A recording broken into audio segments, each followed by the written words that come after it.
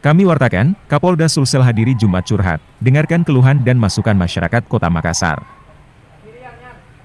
Kepala Kepolisian Daerah Sulawesi Selatan, Andi Rian, memimpin kegiatan Jumat curhat di salah satu kecamatan di Kota Makassar, dengan tujuan mendengarkan keluhan warga di level kelurahan RT RW.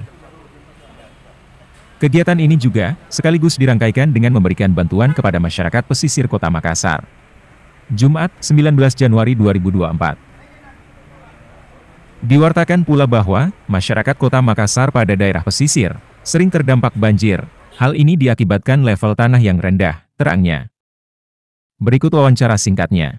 Pertama adalah ketemu langsung dengan masyarakat, kemudian kita ingin mendengar langsung persoalan-persoalan yang ada di level kelurahan, RT, RW, khususnya di Kota Makassar. Saat ini kita berada di salah satu kecamatan dan kelurahan Kota Makassar.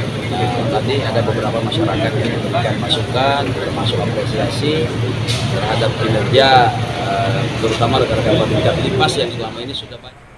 Demikian kami wartakan, Rudi Gemulia, dari Makassar, Sulawesi Selatan, melaporkan.